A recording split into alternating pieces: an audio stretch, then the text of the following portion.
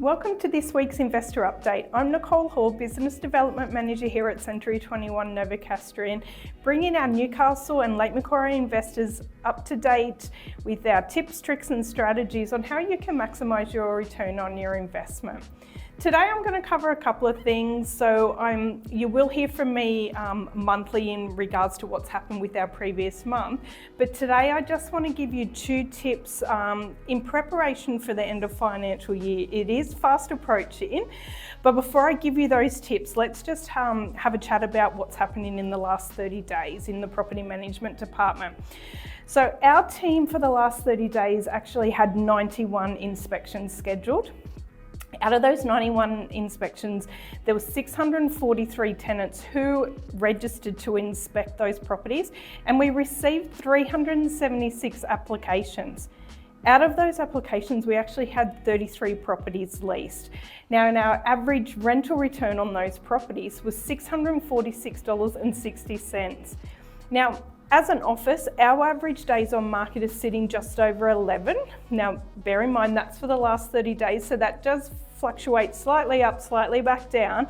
But overall, in comparables to the market, we're sitting quite low. Now let's talk end of financial year. So there's a whole list of things as an agency that we can provide you in preparation for this, but today I only want to touch on two of those just to give you a bit of a lead time on some things that can be followed up or completed in time for end of financial year. So the first one is for any of our landlords who have any outstanding maintenance. So if it is something that you want to actually pay for and claim in this financial year, my recommendation is to, try and have a look at that maintenance and get that approval through with your property managers. At this time of the year, our trades actually become really busy, so we certainly don't want to miss out on that if that's when you want the claim to go through for those. Now, the second thing I want to touch on, and we've spoken about it in the past, but it's a tax depreciation schedule. As an investor, do you have a completed tax depreciation schedule on your property or your properties? What does that look like for your portfolio? If you haven't had anyone reach out to you and discuss a depreciation schedule to you, my recommendation is to actually reach out to me. I can pass on details to the professionals who will help and guide you through that process. As an investor, you want to make sure that you're maximising your returns on your property in all areas.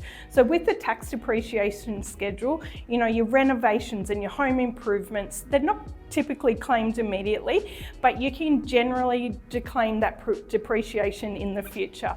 Now, this also applies to new appliances in your property. So our team actually, updates some asset registers from our end, which will assist in that depreciation for the future, but it's not relevant to tax time. So what you need to do is you need to have that completed depreciation schedule.